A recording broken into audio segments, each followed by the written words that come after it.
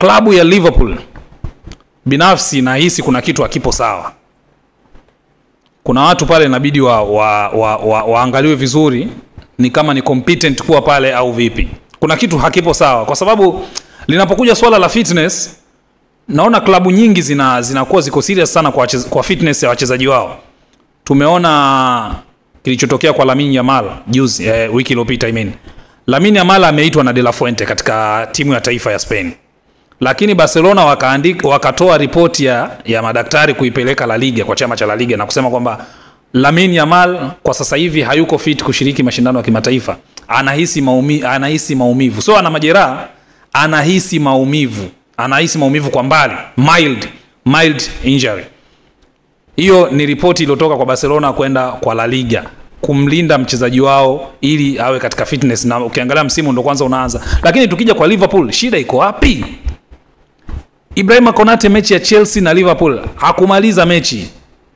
Ibrahima Konate mechi ya Chelsea na Liverpool alitolewa, na Arne Slot baada ya mechi akathibitisha kabisa, akasema kwamba Ibrahima Konate alihisi maumivu, ikabidi nimpumzishe kulinda asije akapata majeraha makubwa zaidi.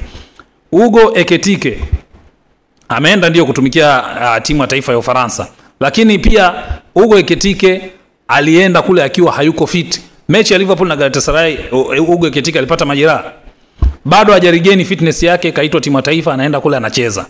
Ibrahima Konate ameenda amecheza, amerudi na majeraha. Ni sawa, pengine kuitwa sio shida, lakini kwenda kupewa namba ya moja kwa moja ilikuwa sio kitu sahihi. Na Liverpool walitakiwa wa monitor hicho kitu, watoe ripoti kwa timu ya taifa. Jamaa hawa wachezaji mmewaita, sawa, sisi tuwakatazi waje, lakini kuna hiki na hiki kwamba fitness yao haiko vizuri, kwa hiyo inabidi muachunge na muangalie mustakabali wao.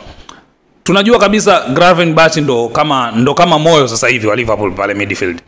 Gravenberch ndo mchezaji ambaye fitness kidogo na kiwango chake sasa hivi kinaonekana. Hata Liverpool ikicheza vibaya tunaona Gravenberch anaperform, lakini Gravenberch kapata majeruhi juzi.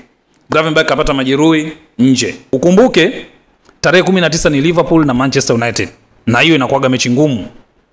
Ndio misimu hivi karibuni ya Liverpool amekuwa akimpiga Manchester United, lakini sasa hivi Manchester United ameanza kujipata. Manchester United sio misimu 3-4 iliyopita nyuma.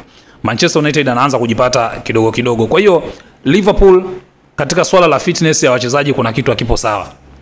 Kuna wachezaji kama watatu, sina uhakika kama watakuepo katika kuna wachezaji ambao ni uhakika kabisa hawatakuepo. Ibrahima Konate hatakuepo mechi ya Liverpool na Manchester.